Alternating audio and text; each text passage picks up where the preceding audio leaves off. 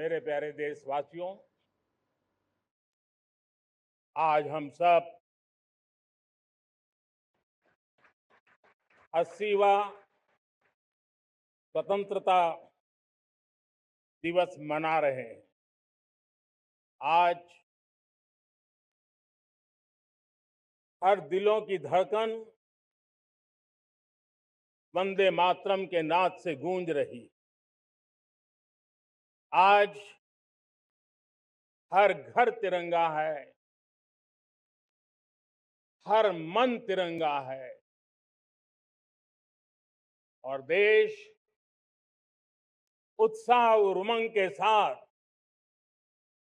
नए संकल्पों को लेकर के आज आगे बढ़ रहा है। आप सबको स्वतंत्रता दिवस की बहुत बहुत शुभकामनाएं।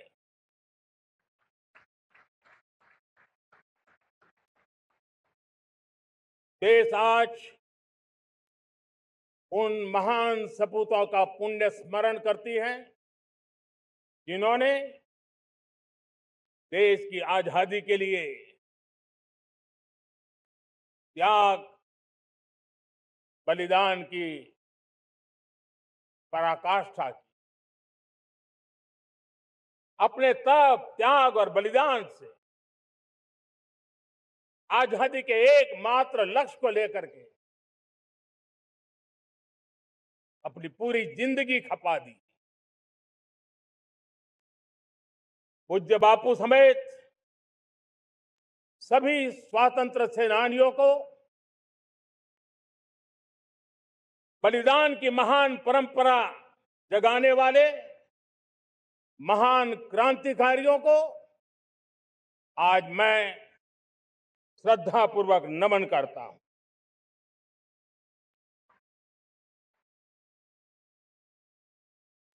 आज जो इस समारोह में उपस्थित है उन सब के लिए आज एक ऐतिहासिक पल भी है।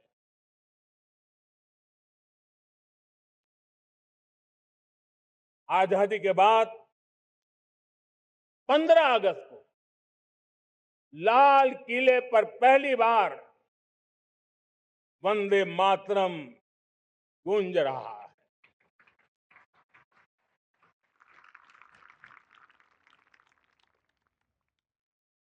आज जब हम देश के लोग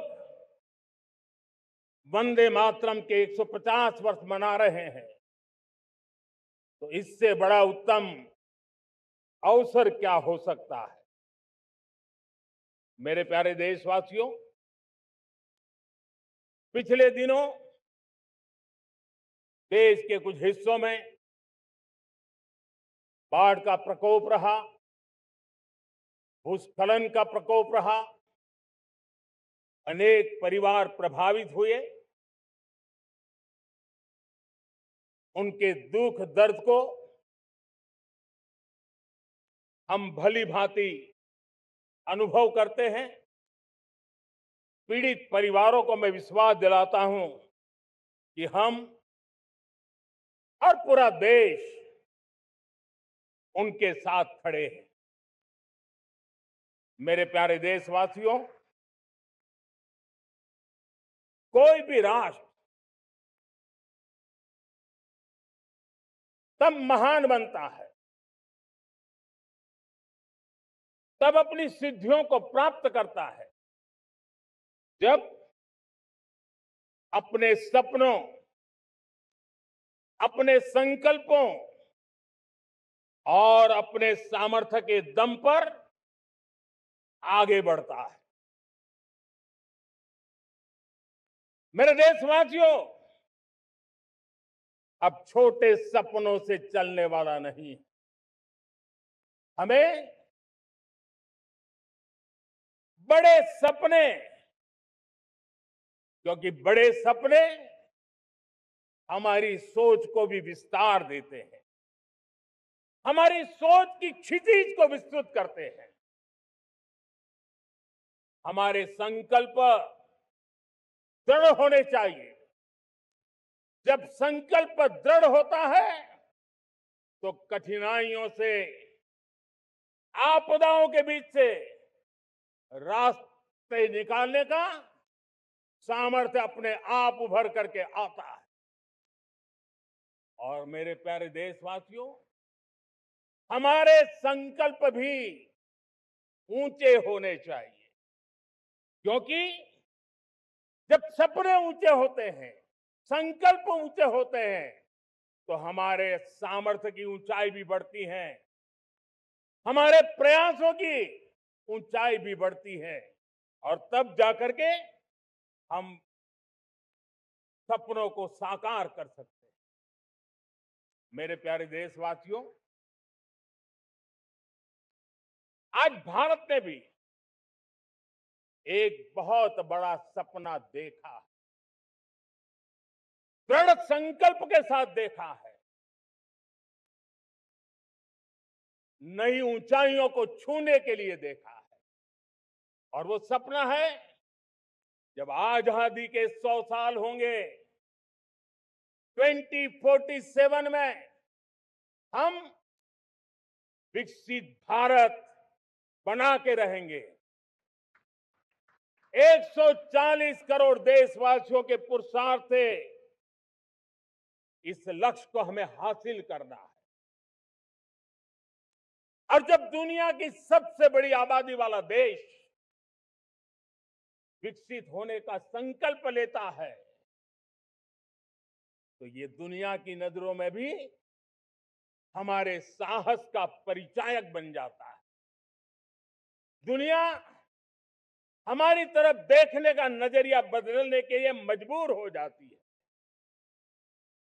प्यारे देशवासियों, और मैं ऐसे ही नहीं कह रहा हूं, पिछले 12 वर्ष में देश के कोटि कोटि नागरिकों ने, दलित हो, पीड़ित हो, वंचित हो, आदिवासी हो, गांव में रहने वाला हो, शहर में रहने वाला हो, गरीब हो, मध्यम वर्ग का हो, युवा हो, बुजुर्ग हो, नारी हो, पुरुष हो, उत्तर हो, दक्षिण हो, पूर्व हो, पश्चिम हो, हर किसी ने पिछले 12 साल में एक संकल्प के साथ, समर्पण के साथ देश को नई ऊंचाइयों पर ले जाने में हर प्रकार से प्रयास किया है।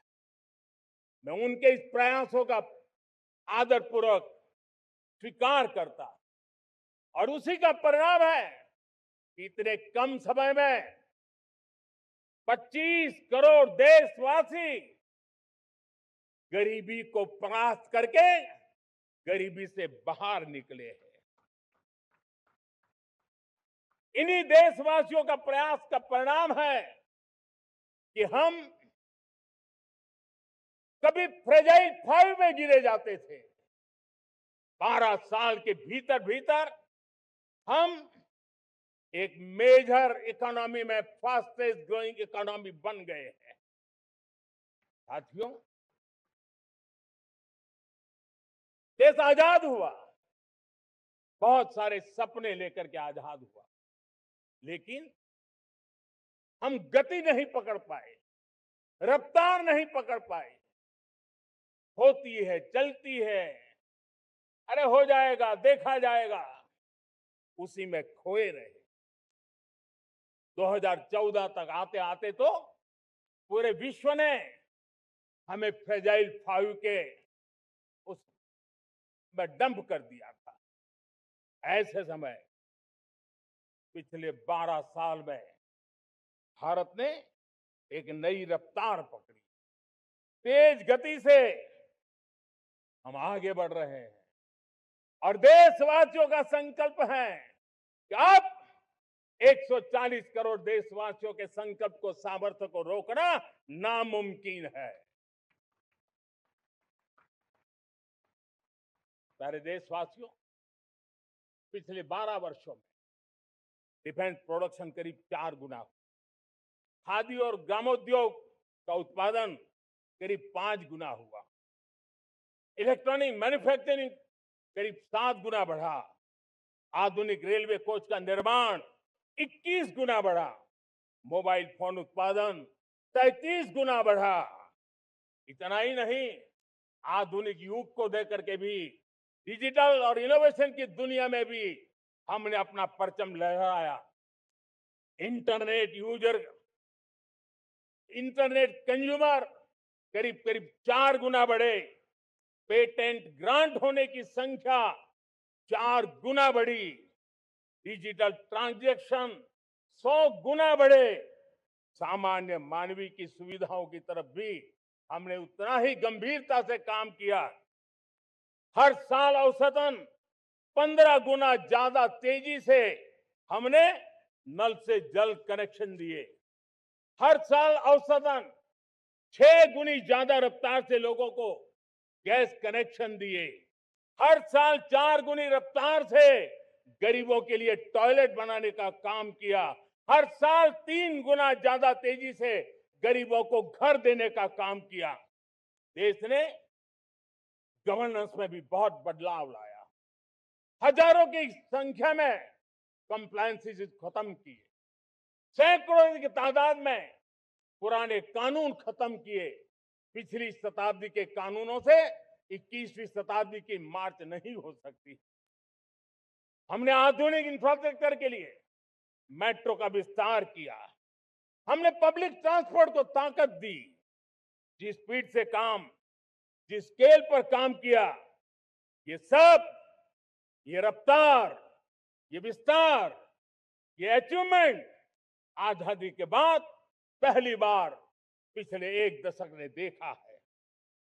और जब इतनी सारी सिद्धियां हमारे सामने हो, इतनी तेज गति दिखाई देती हो, देशवासियों का सामर्थ्य पल पल प्रकट होता है, तब तो 2047 में विकसित भारत बनने का संकल्प कभी भी अधूरा नहीं रह सकता है।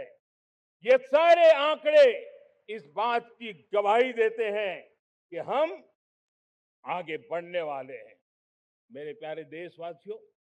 लेकिन उसके लिए आत्मविश्वास की जरूरत होती है, आत्मगौरव की जरूरत होती है, और साथ साथ आत्मनिर्भर भारत होना भी बहुत जरूरी होता है। और इसलिए बीते वर्षों में हमारा कन्विक्शन रहा है कि भारत को हमें अब दूसरे देशों पर निर्भर रह करके नहीं जीना चाहिए। हमें आत्मनिर्भर बनना चाहिए। दुनिया में बहुत कुछ मिलता है, सस्ता मिलता है, जल्दी मिल सकता है, लेकिन उससे हमारा सामर्थ्य तैयार नहीं होता, न हमारे सामर्थ्य की कसौटी होती है। और इसलिए हमें भी अपनी क्षमताओं को बढ़ाना है। अपने हितों की सुरक्षा हमें खुद को करनी है। और इसलिए आत्मनिर्भर भारत का संकल्प बहुत दृढ़ता के साथ हम लेकर के आगे बढ़ रहे हैं। मेक इन इंडिया, स्वदेशी, वोकल फॉर लोकल, इन सारे क्षेत्रों में आज हर भारतीय का मन जुड़ रहा है। मेरे प्यारे देशवासियों, मैं आपको एक उदाहरण देता हूं सेमीकंडक्टर का। देश आजाद होने के बाद विश्व में तो सेमीकंडक्टर की चर्चा हो चुकी थी, हमारे यहां भी बातें होती थी, लेकिन सेमीकंडक्टर का कोई बड़ा प्लान हम आगे नहीं बढ़ा पाए। और आज स्थिति क्या है? आज की डिजिटल दुनिया में, आज की टेक्नोलॉजी में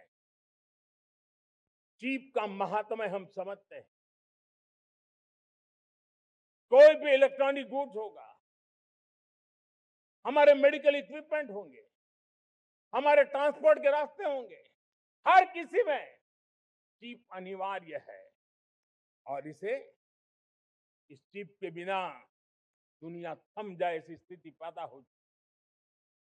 और इसलिए भारत ने आत्मनिर्भर होने की दिशा में अपना सेमीकंडक्टर प्लांट, बड़ा सेमीकंडक्टर प्लांट, 3 सेमीकंडक्टर प्लांट शुरू हो चुके और मुझे बताया गया है कि वहां जो प्रोडक्शन हो रहा है वो एक्सपोर्ट होना शुरू हो चुका है। और मैं देशवासियों को कहना चाहता हूं, आने वाले 7-8 वर्ष में और 5, 7 या 8 सेमीकंडक्टर प्लांट बहुत ही जल्द शुरू होने वाले। ये आत्मनिर्भर भारत हमें विकसित भारत की दिशा में जाने का महामार्ग देता। मेरे प्यारे देशवासियों, वैसे ही एक चर्चा क्रिटिकल मिनरल की हो रही है। पूरी टेक्नोलॉजी क्रिटिकल मिनरल पर निर्भर है। भारत इसमें भी अपने आप को सुरक्षित करने में जुटा हुआ है। क्रिटिकल मिनरल का लक्ष्य साझा किया जाए।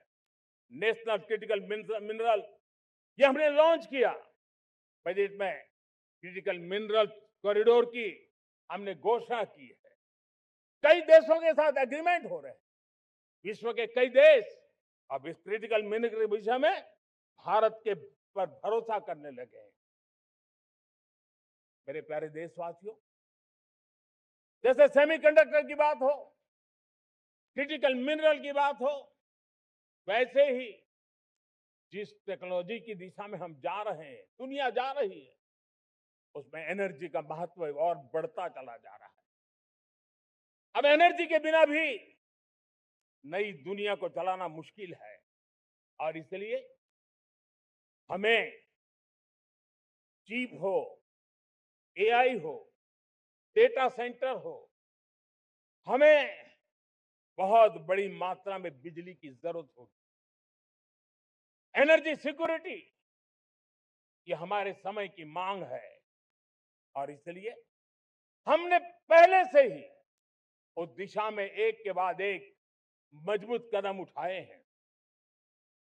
एनर्जी सिक्योरिटी का एक बड़ा माध्यम है परमाणु ऊर्जा, न्यूक्लियर एनर्जी। हमने पार्लियामेंट में शांति एक्ट पास कर करके एक नए लक्ष्य तरफ जाने का रास्ता तय कर लिया है। 2047 तक हम 100 गीगावाट न्यूक्लियर पावर का लक्ष्य लेकर के चल रहे हैं। इसी एक दशक में हम 5 नए न्यूक्लियर रिएक्टर शुरू करने का लक्ष्य लेकर के चल रहे हैं। इस वर्ष भारत ने फास्ट ब्रीडर न्यूक्लियर टेक्नोलॉजी में महारत हासिल करके एक अहम पड़ाव पार किया है और उसके कारण परमाणु ईंधन में आत्मनिर्भर बनने की दिशा में हमें एक बहुत बड़ा सफलता का कदम हमने रखा है। मेरे प्यारे देशवासियों, कई बार संसाधनों की कमी के कारण देश रुकता नहीं है, लेकिन रुकने का कारण सोच की सीमाएं होती है। जब सोच बंध जाती है, सीमाओं में सड़ने लग जाती है, तब हम अपने सामर्थ्य को भी पहचान नहीं पाते हैं।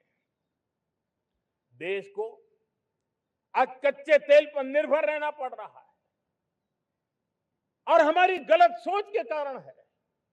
आप जान के हैरान हो जाएंगे, हमने समुद्री तट पे 99% हमारा समुद्री तट का पूरा हिस्सा ऐसी सोच के कारण नो गो एरिया घोषित करके रखा था। हमने ही समंदर के अंदर जाकर के एक्सप्लोरेशन न करने का निर्णय कर लिया था। ये सोच का दारिद्र्य था। हमने फैसला किया ये नहीं चल सकता। हमने उस 99% को, जो कभी नो गो एरिया हुआ करते थे, हमने उसको गो अहेड एरिया के रूप में खुला कर दिया है। और अब हम समुद्र के भीतर भी एक्सप्लोरेशन करने की और नए नए भंडार खोजने की दिशा में हम प्रवृत्त हैं, हम प्रयास कर रहे हैं। हमने पिछले वर्ष उसी दिशा में एक महत्वपूर्ण कदम रखते हुए समुद्र मंथन की घोषणा की थी और पिछले दिनों हमने 85,000 करोड़ रुपए इस काम के लिए आवंटित करके काम को गति देने का निर्णय कर लिया है। मेरे प्यारे देशवासियों, एनर्जी सिक्योरिटी, इसका मैंने कहा कि हमें ऑल्टरनेट स्रोतों की तरफ भी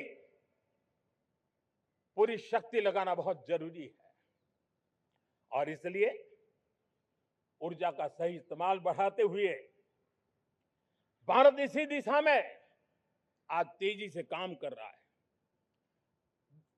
2014 से पहले, मतलब आज से 12 साल पहले, हमारे देश में सिर्फ 70 शहरों में पाइप से गैस की व्यवस्था थी, पाइप से गैस डिस्ट्रीब्यूशन होता था। 12 साल में इन 70 शहरों को हमने 700 शहरों तक पहुंचा दिया है।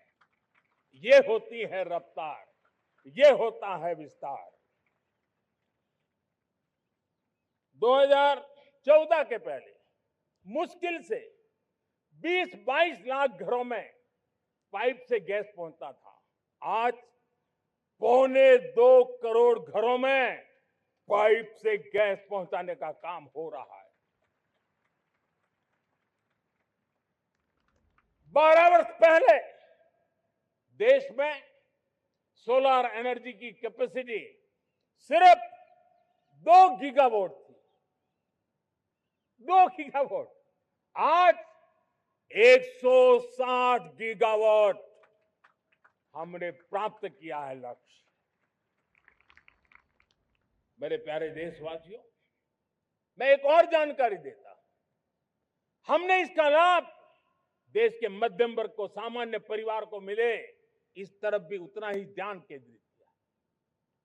हमने पीएम सूर्यघर मुफ्त बिजली योजना चालू की और आज मुझे संतोष है कि इतने कम समय में 50 लाख घरों का सोलर एनर्जी का काम हम आंकड़ा पार कर चुके हैं। तेजी से चल रहा है और उसके कारण हजारों घरों का बिजली बिल 0 हो गया है। हजारों घर अपनी बिजली का उपयोग करने से अतिरिक्त बिजली आज बेच करके कमाई कर रहे हैं। हर परिवार को हम इस काम के लिए 80,000 रुपया सरकार की तरफ से एक एक परिवार को मदद दी जा रही है, तब जाकर के हम इस काम को पूरा कर रहे हैं। मेरे प्यारे देशवासियों, आपको जानकर के हैरानी होगी,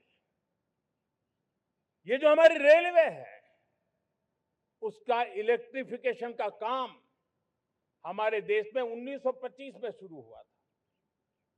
1925 में इलेक्ट्रिफिकेशन का काम शुरू हुआ, लेकिन 90 साल में 1925 से लेकर के 90 साल में सिर्फ 30% रेल का इलेक्ट्रिफिकेशन हुआ था।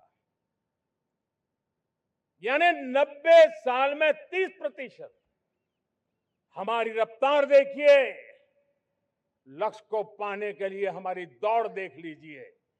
हमने एक दशक के अंदर 100% काम पूरा कर दिया।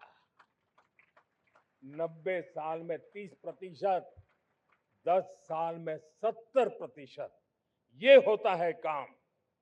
और इसके कारण डीजल जो हमें बाहर से लाना पड़ता है उसकी बचत हुई, बिजली से हमारी ट्रेनें चली, पर्यावरण को फायदा होने लगा। मेरे प्यारे देशवासियों, हम यहां से नहीं रुके हैं, हम दुनिया के अंदर पीछे रहना नहीं चाहते। पिछले दिनों आपने खबर सुनी होगी, भारत ने ईंधन का नया क्षेत्र को भी छू लिया है। देश ने पहली हाइड्रोजन से चलने वाली ट्रेन शुरू कर दी है और मुझे खुशी है, ये सबसे लंबी ट्रेन है और सबसे ताकतवर ट्रेन है और दुनिया में हाइड्रोजन ट्रेन के क्षेत्र में भी भारत ने अपना झंडा गाड़ दिया है। प्यारे देशवासियों, पिछले 10-12 साल हम लगातार 2047 के लक्ष्य को पाने के लिए दौड़ रहे हैं, एक के बाद एक सोपान सिद्ध कर रहे हैं। हमने सोचा भी नहीं था कि हमें इसमें भी कुछ मुसीबतों का झेलना पड़ेगा। पिछले 10-12 वर्ष में कितने संकटों का सामना करना पड़ा। कोरोना जैसी वैश्विक महामारी ने पूरी दुनिया को चिंता में डाल दिया था। सारी व्यवस्थाएं चरमरा गई थी। कोरोना से बाहर निकले, युद्ध की विभीषा की खबरें आने लगी। कहीं यूक्रेन तो कहीं पश्चिम एशिया, हर जगह पे तनाव का माहौल। और पता नहीं भविष्यवेत्ताओं ने तो न जाने क्या क्या घोषणाएं कर दी थी। देश को डराना, देश को भयभीत रखना, देश को चिंतित रखना, इसी में कुछ लोगों को आनंद आता है। वैक्सीन नहीं मिलेगी, कोविड में लोग बचेंगे नहीं, कुछ भी नहीं होने वाला। वेस्ट एशिया का क्राइसिस आया, पेट्रोल पंप पे पेट्रोल नहीं मिलेगा, गैस नहीं मिलेगा, डीजल नहीं मिलेगा, फर्टिलाइजर नहीं मिलेगा। सारी दुनिया भर की अफवाहें फैला करके भारत के लोगों को भयभीत करने का, डराने का, चिंता के अंदर डुबो देने का कुछ लोगों को आनंद आ रहा था। लेकिन देश ने देख लिया कि पिछले 10-12 साल की सुविचारित योजनाएं रंग ला रही है और हम इतने बड़े संकट के बावजूद भी नागरिक देवो भव के मंत्र को लेकर के जीते हुए भारत ने जो तैयारियां की थी, एक के बाद एक कदम उठाया था। सोचा नहीं था कि संकट आएगा, लेकिन उस संकट के समय में ये सारी चीजें काम आ गई और आज देश में गैस भी है, पेट्रोल भी है, यूरिया भी है। हम अपनी ताकत के ऊपर खड़े हो रहे, चल रहे। मेरे प्यारे देशवासियों, दुनिया के इन संकटों का प्रभाव हर किसी पर हुआ, हम भी अछूते नहीं। यूरिया के दाम दुनिया में 3,000 रुपया पहुंच गए एक बोरी का। आज भी हम मेरे देश के किसानों को वो बोझ सहने के लिए मजबूर नहीं कर रहे। सरकार अपने कंधों पर वो बोझ उठा रहा है और दुनिया से जो 3,000 रुपया में यूरिया का बोरा हमें मिलता है, वो हमारे किसानों को हम सिर्फ 300 रुपये में दे पाते हैं। इतना ही नहीं, डीएपी आज दुनिया में बाजार 5,000 पहुंच चुका है, लेकिन मेरे देश के किसानों को दिक्कत ना हो इसलिए 1,350 रुपए में आज भी डीएपी देने का काम हम कर रहे हैं। मेरे प्यारे देशवासियों, एक समय था जब मैं आत्मनिर्भरता की बात कर रहा था तो कुछ लोग एयर कंडीशन चैम्बर में बैठ करके सोचने वाले लोग हमें बता रहे थे ग्लोबलाइजेशन का क्या होगा। लेकिन दुनिया देख रही है कि पिछले एक दशक में ऐसा लग रहा है कि दुनिया ने ग्लोबलाइजेशन बोलना ही बंद कर दिया है। जहां से ग्लोबलाइजेशन की आवाज आती थी वो बंद सुनाई नहीं देती है। दुनिया का हर देश अपनी अपनी संभालों के मिजाज की तरफ गया है। लेकिन दुर्भाग्य से इस संकट के कालखंड में कुछ लोगों ने अपना रुतबा दिखाने के लिए संसाधनों को वेपनाइज करने का खेल खेला है। दुनिया अपने पास जो कुछ भी है उसको वेपनाइज करने में लगी है। संसाधनों का वेपनाइज, रिसोर्स का वेपनाइज, पेट्रोल, डीजल, फर्टिलाइजर, दवाइयां, टेक्नोलॉजी की चिप्स, इतना ही नहीं भूभाग को भी वेपनाइज किया जा रहा है। और ऐसे समय अगर हम आत्मनिर्भरता मंत्र को लेकर 10 साल सही दिशा में न चले होते तो हम कल्पना कर सकते हैं कि ऐसी चुनौतियों का मजबूती से मुकाबला कैसे करते। और हमारी तैयारियां निरंतर बढ़ती जा रही है। मेरे प्यारे देशवासियों, दूसरी तरफ आज भारत का प्रोफाइल पूरी तरफ बढ़ रहा है। आज भारत दुनिया के लिए एक स्वीकृत और सम्मानीय देश के रूप में बन रहा है। भारत के पास स्थिर पॉलिटिकल मैंडेट है, स्थिर सरकार है, भारत का वाइब्रेंट लोकतंत्र है, भारत का मजबूत न्याय तंत्र है और हम सबको दिशा देने वाला भारत का संविधान है। और अब दुनिया हमारे इन सामर्थ्य को पहचानने लगी है और इसलिए 2014 के बाद दुनिया करीब करीब 40 देशों के साथ हमारा एफटीए एग्रीमेंट हो रहा है। अब देखिए कितना बड़ा अवसर आया है। लेकिन ये जो ट्रेड एग्रीमेंट्स हुए हैं ये एक बहुत बड़ा अवसर है और इसलिए खास करके मैं मेरे एमएसएमईज को कहना चाहूंगा कि हमें इस मौके को छोड़ना नहीं है। दुनिया में हमें पहुंचना है।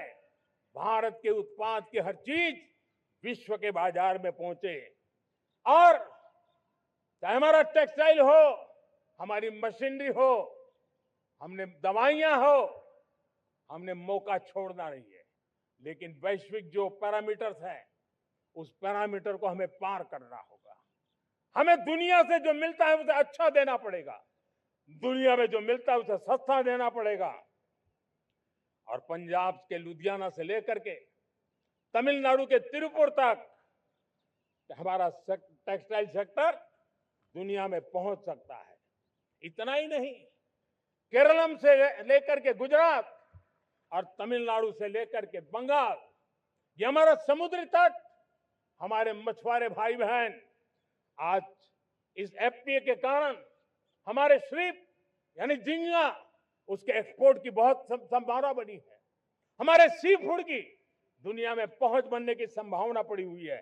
और इसलिए मैं चाहूंगा कि हम इस परिस्थिति का फायदा उठाते हुए, हम आगे चलते हुए हम इन कामों को पार करने के लिए प्रयास करें। मेरे प्यारे देशवासियों, मैंने जो भूमिका आपके सामने रखी है उसके पीछे 2047 का लक्ष्य इन मजबूत नींव पर खड़ा है। 2047 विकसित भारत का लक्ष्य हमने पिछले 10-12 साल में देशवासियों ने जो सामर्थ्य दिखाया है उस सामर्थ्य का हिस्सा है।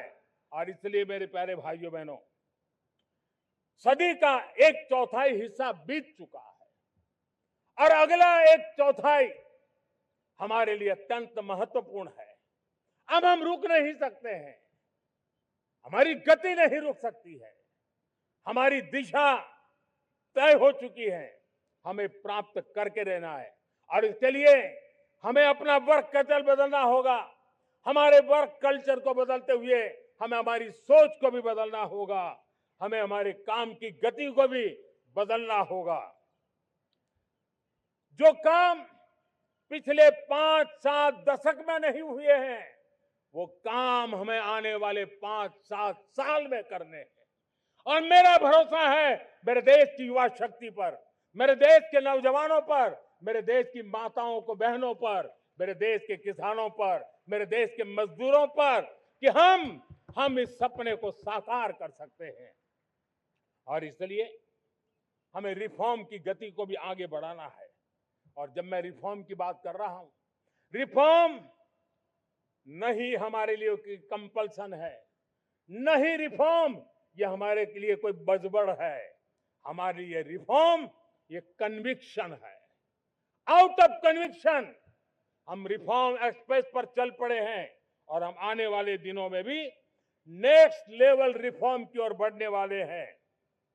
और इसलिए सरकार, समाज, उद्योग, उत्पादक, किसान, हर किसी ने अपनी ट्रेडिशनल व्यवस्थाओं में रिफॉर्म करना पड़ेगा, सोच में रिफॉर्म करना होगा, अपने लक्ष्यों को रिफॉर्म करना होगा। और इसलिए मेरे प्यारे देशवासियों, हमें एक निश्चित दिशा में को लेकर के चलना होगा। मैं आज उस युग को भी याद करना चाहूंगा जब देश भारत का सामर्थ्य सप्त सिंधु के रूप में हम जानते थे, हम समझते थे, हम सुनते थे। अब विकसित भारत बनाने के लिए हमें नई धारा चाहिए। आज लाल किले की प्राचीर से मैं देश के सामने शक्ति की सप्त धारा का आवाहन करता हूं। आने वाले 5-7 साल में जो पिछले 5-7 दशक में नहीं हुआ, वो सप्त धारा के सामर्थ्य से, शक्ति से हम देश को नई ऊंचाई, नई गति देंगे और नए लक्ष्यों को पार करने वाला सामर्थ्य देंगे। और इसके साथ साथ देश की युवा शक्ति का सामर्थ्य का भरपूर राष्ट्र निर्माण में उपयोग होगा। उनकी शक्ति जोड़ी जाएगी। आने वाले दिनों में जब मैं सप्तधारा की बात करता हूं, सप्तधारा की पहली शक्ति है मैन्युफैक्चरिंग पावर। मेरे प्यारे देशवासियों, हमें मैन्युफैक्चरिंग सेक्टर को बहुत आगे बढ़ाना होगा और प्रोडक्शन बढ़ाने के साथ साथ हमें छोटे छोटे पुर्जे भी बनाने हैं और बड़े बड़े प्रोडक्ट भी बनाने हैं। पूरा वैल्यू चेन हमारा होना चाहिए और उसे लेकर के चलना। हमें कंपोनेंट भी चाहिए और हमें कंप्लीट मैन्युफैक्चरिंग भी चाहिए, कंप्लीट प्रोडक्ट भी चाहिए। डिजाइन से लेकर मैन्युफैक्चरिंग तक भारत को ग्लोबल सप्लाई चेन का भरोसामंद केंद्र बनना होगा। इसके लिए मैं 3 चीजों पर विशेष जोर देना चाहता हूं। मैन्युफैक्चरिंग के क्षेत्र में जो मेरे भाई बहन हैं, ये समय का ये अवसर है, इस अवसर को जाने मत दें। और इसके लिए हमें कॉस्ट, क्वालिटी और स्केल, इसके विषय में वैश्विक मानदंडों से खरा उतरना पड़ेगा। हमारी फैक्ट्रीज कॉम्पिटिटिव हो, हमारे प्रोडक्ट्स यूजर फ्रेंडली हो, हमारा पैकेजिंग दुनिया के लोगों को लुभावने वाला हो, आकर्षित करने वाला हो, हमारा जीरो डिफेक्ट प्रिसिजन मैन्युफैक्चरिंग, ये हमारी पहचान बनना चाहिए। हर मैन्युफैक्चरर, हर एंटरप्रेन्योर, हर एमएसएमई से मैं कहना चाहता हूं, ग्लोबल मार्केट में हमारी पहचान विश्वसनीयता और गुणवत्ता के आधार पर होनी चाहिए। क्वालिटी के संबंध में नो कॉम्प्रोमाइज। और इसलिए हमारा मंत्र क्वालिटी, क्वालिटी, क्वालिटी होना चाहिए। यही हमारा ग्लोबल ब्रांड वैल्यू बनेगा। मेरे प्यारे देशवासियों, इस सप्तधारा की दूसरी शक्ति है कृषि और फूड प्रोडक्शन, फूड प्रोसेसिंग। हमें इस दिशा में आगे बढ़ना होगा। हमारे किसानों ने, अब दुनिया के बाजार खुल चुके हैं। एफपीए के कारण हमें एक बहुत बड़ा मार्केट मिल रहा है। हमें वहां पहुंचना है, हमें उस जगह को हाथ लगाना है। हमें खेत से लेकर एक्सपोर्ट मार्केट की ओर जाना होगा। हमारे पारंपरिक खान पान हो, हमारे मिलेट्स हो, हमारे मसाला हो, हमारे फल हो, फूल हो, क्या कुछ नहीं है हमारे पास, वो ग्लोबल ब्रांड्स बनने चाहिए। हमारे किसान केमिकल फ्री खेती को बल देंगे। दुनिया में इनकी मांग और बढ़ने वाली है और जो ग्लोबल पैरामीटर्स के अंदर हर प्रकार से सिद्ध होने वाले हमारे एग्रो प्रोडक्ट होंगे तो दुनिया में हम आसानी से पहुंच पाएंगे। मेरी सप्तधारा की तीसरी शक्ति है टेक्नोलॉजी और इनोवेशन। मेरे प्यारे देशवासियों, आज जमाना एआई का है, क्वांटम का है, स्पेस का है, रोबोटिक्स का है, डेटा सेंटर्स का है। पूरी तरह एक नया क्षेत्र खुल चुका है और इमर्जिंग टेक्नोलॉजी ये भी हर पल हमें चुनौती दे रही है। और इसलिए देश को दुनिया के लिए मार्केट नहीं बना देना, हमें इनोवेशन का हब बनना है। हमने यूपीआई और डिजिटल पब्लिक इंफ्रास्ट्रक्चर में लोहा मनवा लिया है, हमारी ताकत का परिचय करवा दिया है। अब भारत को डिजिटल पब्लिक टेक्नोलॉजी उसको भी दुनिया के कोने कोने तक पहुंचाना है। भारत को नेक्स्ट जनरेशन कम्युनिकेशन टेक्नोलॉजी में लीड करना है। मेड इन इंडिया 6G हर कोने में पहुंचे, ये हमारा लक्ष्य होना चाहिए और हमें उसमें तेजी करनी चाहिए और इसके लिए हमारा प्रयास कम नहीं होना चाहिए। सप्तधारा की चौथी शक्ति है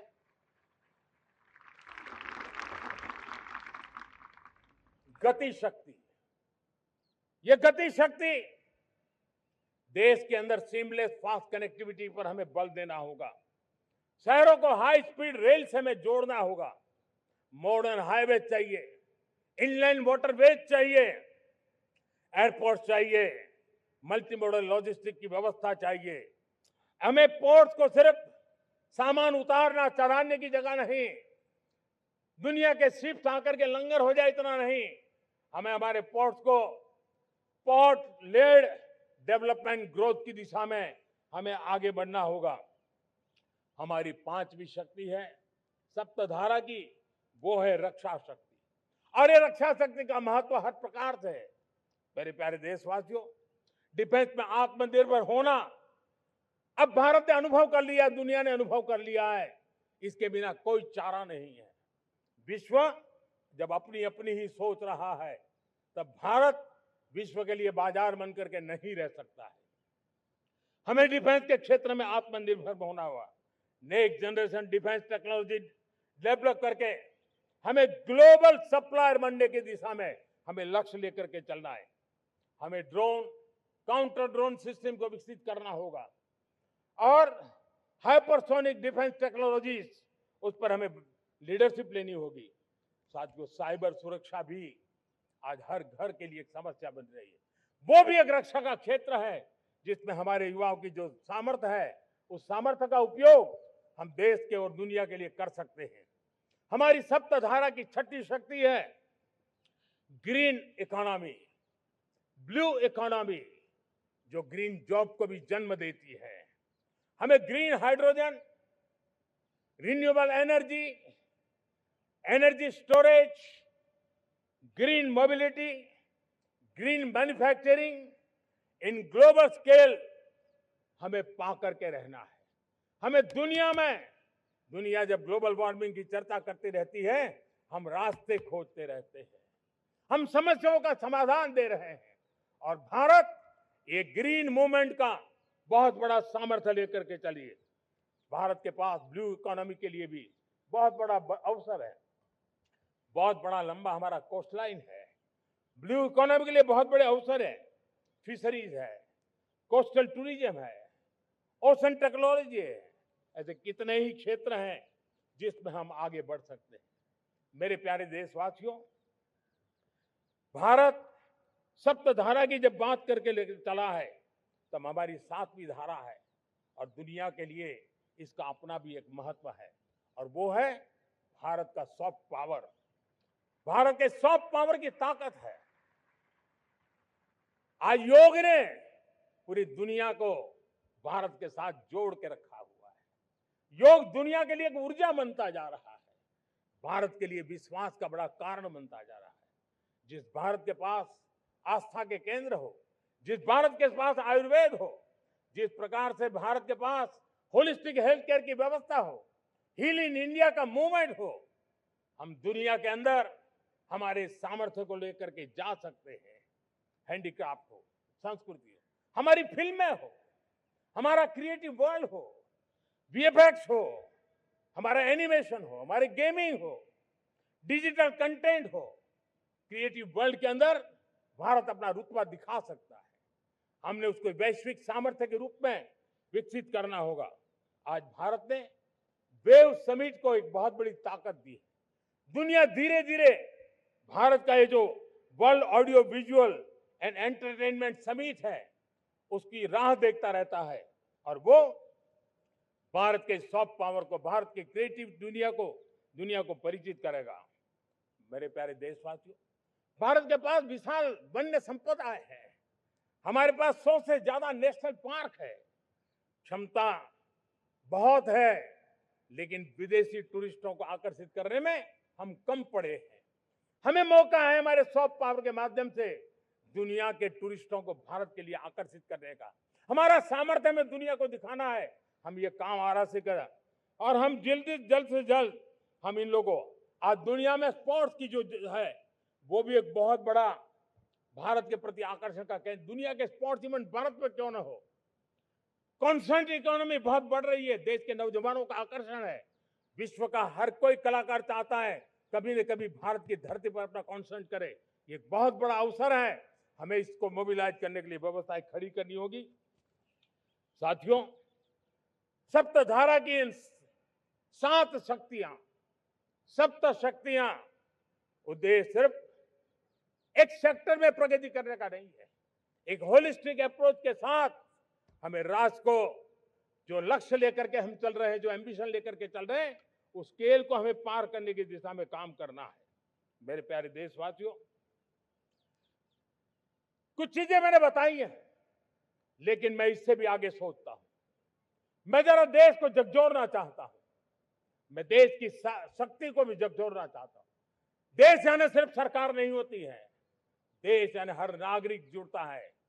क्या हम सोच नहीं सकते कि फॉर्च्यून 500 की चर्चा तो बहुत सुनते हैं, आने वाले एक दशक में इन फॉर्च्यून 500 में 50 कंपनियां भारत की क्यों न हो, ये लक्ष्य हमारा क्यों न होना चाहिए।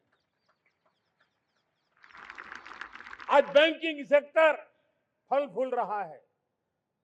दुनिया की टॉप बैंक के अंदर भारत की बैंक का झंडा भी क्यों न फहरता हो।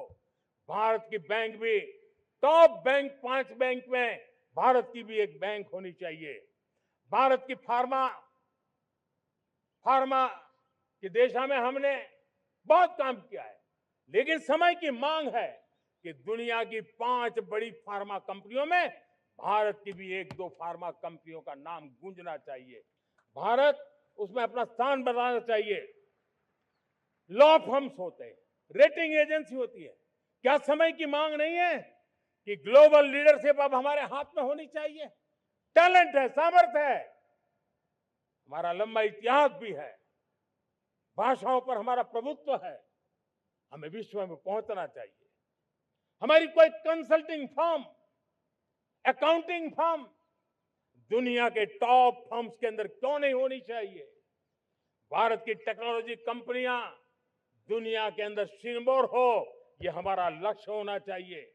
हमारे ऐसे ब्रांड हो जिससे दुनिया आकर्षित होती हो, हमारे ब्रांड हमारे देश की पहचान हो और विश्व के लिए एक डेस्टिनेशन बन जाए। उस दिशा में हमें काम करना है। और इसके लिए मैं राज्य सरकारों को कहना चाहता हूं, मैं स्थानिक स्वराज की संस्थाओं को कहना चाहता हूं, भारत सरकार का भी यह दायित्व है कि हमें हमारे रिफॉर्म की गति बढ़ानी होगी। हमें 2047 के लक्ष्य के अनुरूप हमारी व्यवस्थाओं को विकसित करना होगा। हमें बीते हुए काल के नीति नियमों से नहीं चल सकते, हमें आने वाले सपनों के हिसाब से नीति नियमों को गढ़ना होगा।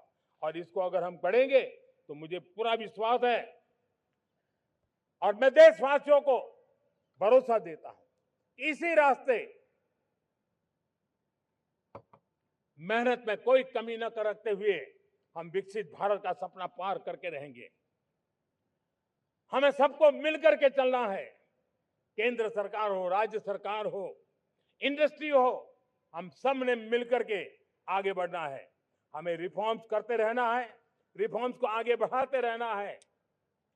और मैंने पहले भी कहा था, हम रिफॉर्म कंपल्सन से नहीं, कन्विक्शन से कर रहे हैं, लक्ष्य को प्राप्त करने के लिए कर रहे हैं। मेरे प्यारे देशवासियों, जब मैं विकसित भारत की बात कर रहा हूं, देश को तेज गति से आगे बढ़ाने की बात कर रहा हूं, उसका सबसे बड़ा लाभार्थी कौन है? इन सारे प्रयासों का सबसे बड़ा साधक कौन है? अगर साधक है तो मेरे देश का युवा है, मेरे देश की युवा शक्ति है। विकसित भारत की यात्रा में युवाओं की बहुत बड़ी भूमिका है। इतना ही नहीं, विकसित भारत का सबसे बड़ा लाभार्थी भी मेरे देश का युवा है। और इसलिए हमें विकसित भारत के लक्ष्य को युवाओं के साथ जोड़ करके आगे बढ़ाना है। युवाओं हमारी सर्वोच्च प्राथमिकता के साथ हमें आगे बढ़ना है। साथियों, पिछले 10-12 साल में उस दिशा में बहुत कुछ हुआ है। स्टार्टअप इंडिया अभियान, आज पूरे देश में 2.5 लाख से ज्यादा रजिस्टर्ड स्टार्टअप बन गए। देश के नौजवान खुद तो काम कर रहे हैं, अनेकों को रोजगार दे रहे हैं। 1 लाख करोड़ रुपया इनोवेशन फंड भारत सरकार ने घोषित किया है।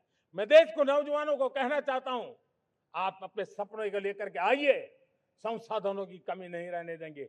1 लाख करोड़ रुपया आपके दिल दिमाग को सामर्थ्य देने का एक व्यवस्था हमने कर दी है।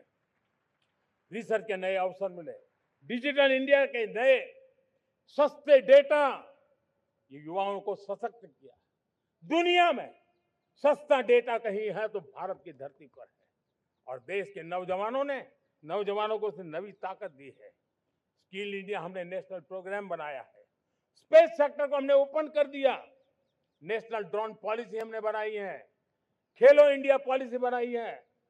35 वर्षों तक एजुकेशन पॉलिसी नहीं थी, नई एजुकेशन पॉलिसी लेकर के आए हैं, और इसका फायदा मिडिल क्लास के परिवारों को हुआ है। साथियों, 2004 से 14 आंकड़ा मुझे देना चाहिए आपको। 2004 से 14 हमारे देश में 350 से भी कम यूनिवर्सिटी थी, और आज 10-12 साल के भीतर भीतर करीब 650 नई यूनिवर्सिटी जुड़ चुकी है। करीब 1000 का आंकड़ा हम पहुंच रहे हैं। 2014 के पहले मेडिकल की सिर्फ 400 सीटें हुआ करती थी, आज करीब 850 सीटें मेडिकल की हो रही है। इतना ही नहीं, अब विदेशी यूनिवर्सिटी भी भारत की धरती पर आ रही है।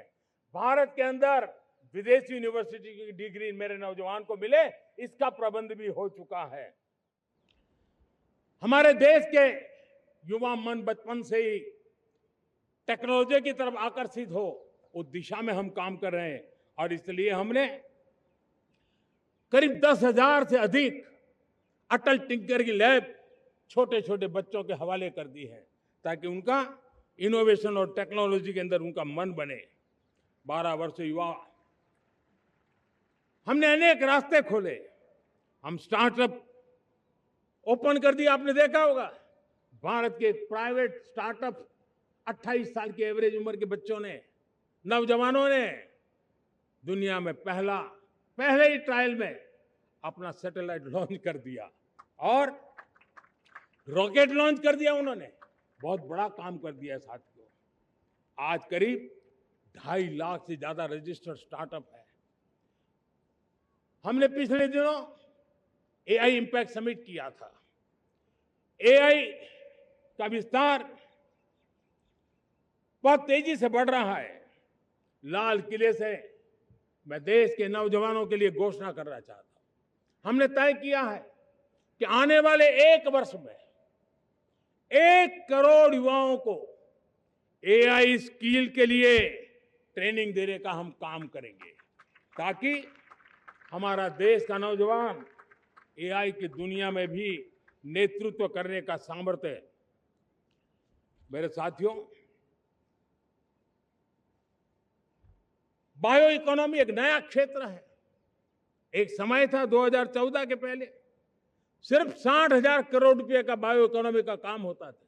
मेरे देश के नौजवान, आपने क्या कमाल कर दिया है। देखिए, नीतियां जब सही होती है, लक्ष्य जब साफ होता है, तो मेरे देश के नौजवान कैसा करके थे। बायो इकोनॉमी में देश की युवा शक्ति ने सामर्थ्य दिखाया है। 2014 के पहले जो 60,000 करोड़ का कारोबार था, आज वो कारोबार बायो इकोनॉमी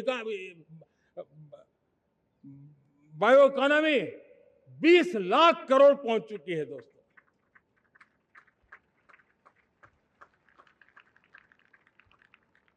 दो 2009-10 का कालखंड था, सिर्फ 25 लाख इलेक्ट्रिक व्हीकल हमारे देश में बिके थे। 1.5 लाख इलेक्ट्रिक व्हीकल बिके थे 2009-10 में। 1.5 लाख इलेक्ट्रिक व्हीकल। इस 25-26 में 25 लाख इलेक्ट्रिक व्हीकल बिके हैं। मेरे प्यारे देशवासियों, एविएशन सेक्टर भी मेरे नौजवानों के लिए बहुत तेजी से आगे बढ़ रहा है। नए एयरपोर्ट, नए रूट, नए नए रोजगार के अवसर बना रहे हैं। मेंटेनेंस, ओवरहॉलिंग, इसके भी कारण देश में बहुत बड़ी मात्रा में स्किल मैन पावर को काम मिल रहा है। मेड इन इंडिया हवाई जहाज बनाने की दिशा में हमने सफलता पाई है। Made in India defence transport aircraft C295 already अपनी उड़ान भर चुका है, सफल उड़ान भर चुका है। ये देश के नौजवानों के लिए, मेरे साथियों, ड्रोन ने भी बहुत बड़ा काम किया है। स्वामित्व योजना, गांव में ड्रोन से स्वामित्व योजना सफल हो रही है। करीब 3.25 करोड़ परिवारों को स्वामित्व योजना का लाभ मिला है और इसके कारण 140 लाख करोड़ रुपए जैसी संपत्ति अनलॉक हुई है, जिसके कारण बैंक से लोन मिल सकता है, लोग अपना कारोबार कर सकते हैं। मेरे प्यारे देशवासियों, हमारे मध्यम वर्गीय परिवारों के सामने एक बहुत बड़ा बोझ बन चुका है कोचिंग क्लासेस की स्पर्धा। हर माँ बाप को लग रहा है कि कोचिंग क्लास में बच्चे को नहीं भेजा तो हम प्रतिष्ठित परिवार नहीं है। इन गरीब और मिडिल क्लास परिवारों की हम चिंता करते हुए हजारों करोड़ रुपए का उनका खर्च है वो भी बचे, बेटे भी अपने आसपास रह सके, उनकी देखभाल हो सके, परिवार पर आर्थिक बोझ न आए। और इसलिए हमने युवाओं के लिए विभिन्न परीक्षाओं की फ्री ऑनलाइन कोचिंग हमने करने का निर्णय किया है। डिजिटल पब्लिक इंफ्रास्ट्रक्चर है, हमारे पास उत्तम टैलेंट है, टीचर्स हैं, उन संसाधनों को जोड़ करके हम देश के नौजवानों को फ्री कोचिंग देने का एक पूरा नेटवर्क हम खड़ा करने वाले हैं। मेरे प्यारे देशवासियों, मैं हमेशा कहता आया हूं, जो खेले वो खिले। जब मैं खेले वो खिले की बात कर रहा हूं, तब मेरे प्यारे देशवासियों, आज भारत खेल की दुनिया में अपनी जगह बना रहा है। अब खेल के पोडियम में भारत का राष्ट्रगीत सुनाई देता है, भारत का राष्ट्रगान सुनाई देता है, भारत का तिरंगा झंडा लहराता दिखाई नजर आ रहा है।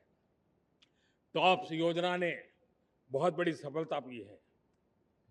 खेलो India games, university games, winter games, beach games, sports infrastructure, sports के लिए कोचिंग, स्पोर्ट्स मेडिसिन, स्पोर्ट्स के लिए न्यूट्रिशन, इन सारे विषयों में भारत अब महारत करने की दिशा में आगे बढ़ रहा है। नौजवानों के लिए पूरा नया क्षेत्र, खिलाड़ी न बन सके तो उसकी सपोर्ट सिस्टम में भी बहुत बड़ा क्षेत्र खुल रहा है। स्पोर्ट्स की दुनिया में भारत का प्रदर्शन बेहतर होता रहा है और हम 2036 में ओलंपिक के मजबूत दावेदार बनकर के आगे बढ़ रहे हैं और 2030 में कॉमनवेल्थ गेम्स को भारत होस्ट करने वाला है। और मेरे साथियों, दुनिया में जो ओलंपिक की खेल होते हैं, करीब 40 प्रकार के गेम होते हैं और करीब 350 साढ़े 350 स्पर्धाएं होती हैं ओलंपिक में। और आपको जानकर के दुख होगा मेरे देशवासियों, मेरे नौजवानों, मैं आपको चुनौती देता हूं, मैं आह्वान करता हूं, मैं आपकी मदद चाहता हूं। 350 जितने स्पर्धाओं में भारत 2/3 खेलों में कहीं होता ही नहीं, हमारी मौजूदगी नहीं होती, हम क्वालिफाई नहीं होते हैं। हमने तय किया है कि 2036 में जो ओलंपिक होगा, हम चाहते हैं कि वो भारत में हो, लेकिन 2036 में जिन विधाओं में आज भारत खेलता नहीं है, जिन विधाओं में भारत क्वालिफाई नहीं करता है, जिन स्पर्धाओं में भारत ने छोड़ के रखा है, 3/4 हिस्सा हमारे इंतजार कर रहा है। भारत उस पर बल देगा और इसके लिए हम टैलेंट हंट का एक अभियान भी चलाना चाहते हैं। हमें अगर 2036 के लिए खिलाड़ी चाहिए तो आज जो 5 साल, 10 साल, 15 साल की उम्र के नौजवान हैं, बेटे हैं, उनके तरफ ध्यान देना होगा, उन बेटियों पर ध्यान देना होगा। और इसलिए 5 से 15 उम्र के बच्चों में खेल प्रतिभा ढूंढने के लिए गांव गांव, शहर शहर, स्कूल स्कूल एक टैलेंट हंट का अभियान चलाया जाएगा। बच्चों की प्रतिभा को देखा जाएगा और फिर उनको स्पेशल ट्रेनिंग दे करके देश के लिए खेलने वाले अच्छे खिलाड़ी बनाए जाएंगे। मेरे प्यारे युवा, देश के सामने, देश के नौजवानों के सामने नशा एक बहुत बड़ा संकट बनता जा रहा है। नशा मुक्त भारत ये हम सबका सामूहिक दायित्व होना चाहिए। हमारे उज्जवल भविष्य के लिए हमारी युवा पीढ़ी मजबूत हो, हमारा युवा सामर्थ्य हमारे देश के लिए काम आए, इसलिए नशा मुक्त भारत।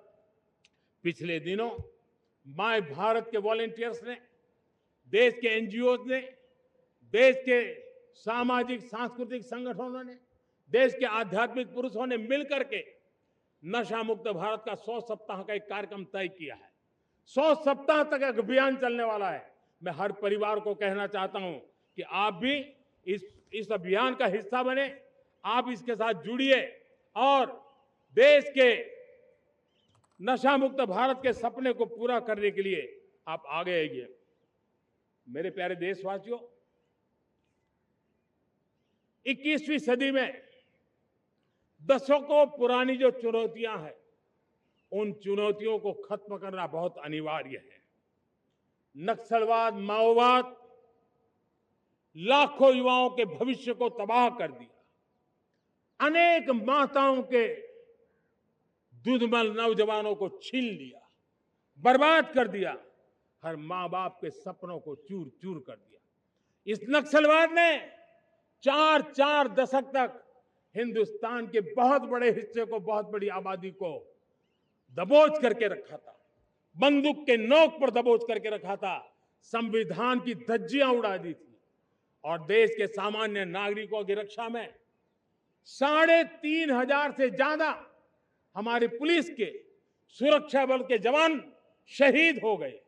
युद्ध के अंदर जितने सैनिक मरते हैं, उससे ज्यादा हमारे पुलिस जवानों को जान की बाजी लगानी पड़ी ताकि देश के सामान्य मानवी को सुरक्षा मिले। ये नक्सलवाद ने धरती को लहूलुहान कर दिया था। 2014 में आपने जब हमें मौका दिया, उसी दिन हमने संकल्प लिया था कि हम देश को नक्सलवाद से मुक्त करेंगे। और आज मुझे खुशी है कि नक्सली माओवादी हिंसा आखिरी सांस भी शायद रहने की अब तो ताकत नहीं रही है। पूरी तरह उसे खत्म करने की दिशा में जहां पर कभी नक्सलवादियों की गोलियां चलती थी, जहां पर कभी धरती रक्त रंजित रहा करती थी, आज उसी नक्सल क्षेत्रों में, उसी इलाकों में नक्सल मुक्त होने के कारण विकास, विश्वास और प्रयास का तिरंगा लहरा रहा है। मेरे प्यारे देशवासियों, लेकिन इस चुनौती को हमने कम नहीं आंकना है। इस चुनौती से हमें और भी सावधान रहने की जरूरत है। वर्षों तक देश की सत्ता में माओवादी सोच के लोग गलियारों में अपनी जगह बना करके बैठे थे। सरकारी कमेटियों में सलाहकार के रूप में भी ये माओवादी सोच ने नीतियों को प्रभावित किया था। मेरे प्यारे देशवासियों, जंगलों में हमें हथियारी नक्सलों का खात्मा बुलाने में, उस संकट से देश को मुक्त कराने में सफलता मिली है। लेकिन हथियारी नक्सल तो गए, लेकिन दिमागी नक्सल, ये दिमागी नक्सल मौके की तलाश में है, हिंसा, अराजकता के वो रास्ते खोज रहे हैं, समाज को गलत राह पर घसीटने के लिए भांति भांति के दांव कर रहे हैं। इन दिमागी नक्सलियों को पहचानना होगा, इन दिमागी नक्सलियों को आइसोलेट करना होगा और राष्ट्र को विकसित राष्ट्र बनाने की मुख्य धारा की ओर देश की युवा पीढ़ी को जोड़ना होगा। मेरे प्यारे देशवासियों, सुरक्षित भारत बनाना हम सबका दायित्व है। चुनौती सीमा के भीतर हो या सरहद से बाहर, भारत हर परिस्थिति के लिए तैयार है। आज युद्ध का नेचर बदल रहा है। अब युद्ध सीमा पर ही होता है, गारंटी नहीं है। आज युद्ध सीमा के अंदर, कहीं रिफाइनरी में जाकर के, कहीं बैंकिंग सेक्टर को जाकर के, कहीं डेटा सेंटर को जाकर के, एक प्रकार से लड़ाई का नया रूप, इंफ्रास्ट्रक्चर तोड़े जा रहे हैं, फैक्ट्रियां तोड़ी जा रही है। हमने मिशन सुदर्शन चक्र की पिछले सालों घोषणा की थी, बहुत तेजी से उस पर काम चल रहा है। आज डिफेंस एक्सपोर्ट हमारा करीब 50 गुना बढ़ा है। करीब 100 देशों में हमारे अस्त्र शस्त्र पहुंच रहे हैं। वैश्विक पटल पर भारत की प्रतिष्ठा धीरे धीरे बढ़ रही है। बदलते हुए समय में अस्त्र शस्त्र की तरफ काम करना है, सैन्य बलों का सामर्थ्य बढ़ाना है, लेकिन साथ साथ नागरिकों को भी तैयार करना होगा। पिछली शताब्दी के युद्धों के अनुरूप जो सिविल डिफेंस की व्यवस्थाएं हमारे देश में विकसित हुई है, वो कालबाह्य हो चुकी है। और इसलिए मैं आज लाल किले से घोषणा कर रहा हूं कि हम आने वाले दिनों में सिविल डिफेंस का एक वाइब्रेंट नेटवर्क खड़ा करेंगे। आधुनिक व्यवस्थाओं से उनको परिचित कराएंगे। आधुनिक संकटों से नागरिकों को रक्षा करने की क्या व्यवस्था हो सकती है, एक बहुत बड़ा वॉलंटरी फोर्स सिविल डिफेंस का आधुनिक चुनौतियों को पार करने वाला हम बनाने वाले हैं। मेरे प्यारे देशवासियों, राष्ट्र के निर्माण में आज हमारी बहनों बेटियों का योगदान हम सब के लिए बहुत बड़ा प्रेरणा का कारण बना हुआ है। फाइटर जेट हो या सिविल एविएशन, हमारी बेटियां सबसे आगे दिखाई दे रही है। खेलकूद का मैदान हो, हमारी बेटियां आगे दिखाई दे रही है। स्टेम एजुकेशन में भर्ती होने की प्रक्रिया हो, सबसे ज्यादा हमारी बेटियां आगे दिख रही है। आज सेना में भी एनडीए से जो बच्चियां निकली हैं, वो बड़े रौब के साथ देश की सेना का नेतृत्व करने का सामर्थ्य दिखाने लगी है। मेरी बेटियों की ताकत कैसी है। मैं पिछले दिनों साणंद में एक सेमीकंडक्टर प्लांट में गया। वहां आदिवासी बेटियां, देश के अलग अलग कोने से आई हुई बेटियां काम कर रही थी। वो उस गांव से आई थी जिन्होंने पासपोर्ट क्या होता है पता तक नहीं था। वो बेटियां विदेशों में गई, ट्रेनिंग लेकर के आई और आज चिप निर्माण का काम कर रही है। और बड़े कॉन्फिडेंस, मैं जो उनका कॉन्फिडेंस देखा, मैं सचमुच में बहुत प्रभावित हुआ था। आज 3 करोड़ बहनों को हमने लखपति दीदी बनाने का लक्ष्य तय किया था, उसको पार कर लिया। अब हम 6 करोड़ लखपति दीदी बनाने के लक्ष्य को लेकर के आगे बढ़ रहे हैं।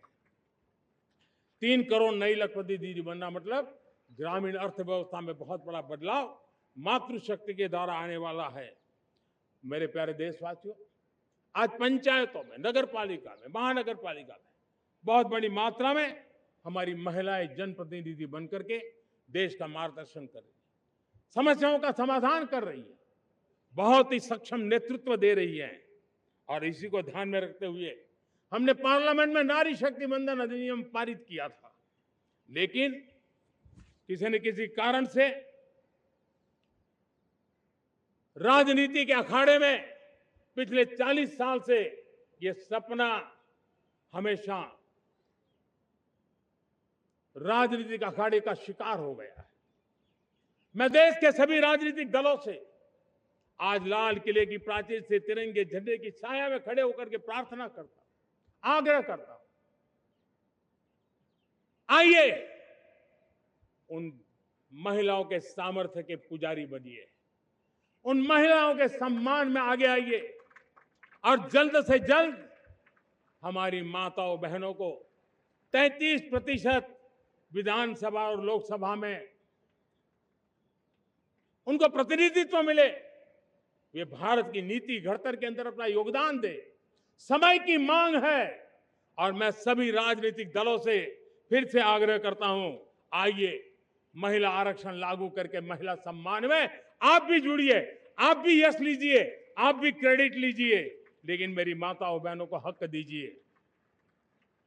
मेरे प्यारे देशवासियों, विकसित भारत का संकल्प तभी पूरा होगा जब विकास अंतिम व्यक्ति तक पहुंचेगा। 2014 से पहले सिर्फ 25 करोड़ लोगों के पास सोशल सिक्योरिटी का कवर था, सिर्फ 25 करोड़ के पास। साथियों, पिछले 5-7 दशक में सिर्फ 25 करोड़, हमने एक दशक के भीतर भीतर 100 करोड़ देशवासियों को सोशल सिक्योरिटी का कवच दिया है।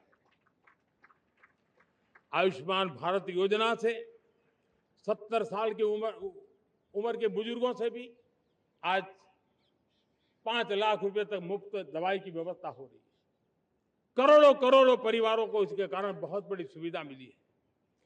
और इस आयुष्मान कार्ड के कारण 2 लाख करोड़ रुपया जो दवाई और ऑपरेशन के पीछे खर्च होना था, वो मेरे परिवारों के बच्चे हैं। वो गरीब परिवार है, वो मध्यम वर्ग के परिवार है, उनको इतनी बड़ी। मेरे प्यारे देशवासियों, आज मुझे एक काम के लिए आपकी मदद चाहिए।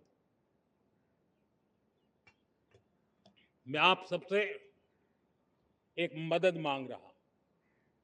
सभी नौजवानों से मैं चाहता हूं कि आप इसका नेतृत्व करिए। आपका 1 या 2 घंटे देश को बहुत बड़ी शक्ति देने वाले।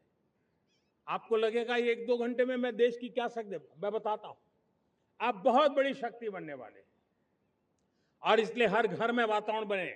इन दिनों देश में जनगणना का काम हो रहा है, सेंसस का काम हो रहा है, गिनती चल रही है।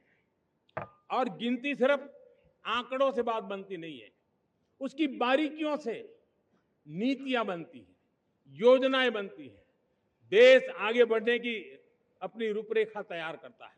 और इसलिए सटीक जानकारियां होना बहुत जरूरी है। कभी कभी जो सरकार की तरफ से प्रतिनिधि आते हैं वो इतनी जल्दी में होते हैं, कभी स्पेलिंग एक लिख देते हैं, कभी अलग लिख देते हैं, और इसके कारण अल्टीमेट परिणाम हमें सही मिलने में दिक्कतें आती हैं।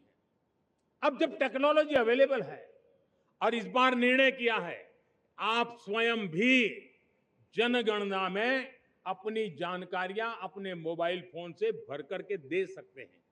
बाद में कोई बाबू आएंगे, कोई प्रतिनिधि आएंगे, आपसे चर्चा करेंगे, लेकिन आप परिवार के सब बैठ करके अगर डिजिटली अपना रजिस्ट्री करवा दे, सारी बारीकियां, स्पेलिंग में भी गलती ना हो, कोई भी जानकारियों में गलती ना हो, आप जितनी परफेक्ट जानकारी देंगे देश को आगे बढ़ने में बहुत बड़ी मदद मिलेगी। और इसलिए मैं देश के नौजवानों को कहता हूं कि आप अपने परिवार के लोगों को बिठा करके पूरे फॉर्म को समझिए, पहले कागज पे फॉर्म को भर दीजिए, कोई गलती है तो करेक्ट कर लीजिए, और फिर टेक्नोलॉजिकली उसको डिजिटली इसको अपलोड कर दीजिए। आप देखिए इतना बड़ा काम देश कर लेगा और देश का समय और शक्ति सही काम के लिए उपयोग आएगा। और इसलिए मेरे देश के नौजवानों को जनगणना के इस काम में सक्रियता से जुड़ने के लिए मैं आग्रह करता हूं। मेरे प्यारे देशवासियों, मैंने लाल किले से पंच प्राण की बात कही थी। इस पंच प्राण ने देश को अपने आत्मगौरव की ओर लेकर के आगे बढ़ने का, लक्ष्यों को पार करने के सामर्थ्य के साथ आगे बढ़ने का एक बहुत बड़ा संबल दिया है। हमें गुलामी की मानसिकता हर पल मिटाते ही रहना है। जिस भारत का सपना नेताजी सुभाष चंद्र बोस ने देखा था, बाबा साहब आंबेडकर ने देखा था, पंडित नेहरू ने देखा था, सरदार पटेल, भगत सिंह, सुखदेव राजगुरु ने देखा था, डॉक्टर श्यामा प्रसाद मुखर्जी ने देखा था, भगवान बिरसा मुंडा ने देखा था, ज्योतिबा फुले ने देखा था, उन सब से प्रेरणा लेकर के हम आगे बढ़े। आइए इस संकल्प को हम दोहराए, स्वयं से ऊपर राष्ट्र का हित हो, स्वयं से ऊपर राष्ट्र का हित हो और कर्तव्य ही हमारी पहचान हो। मैं सभी देशवासियों से कहूंगा, समय हमारा है।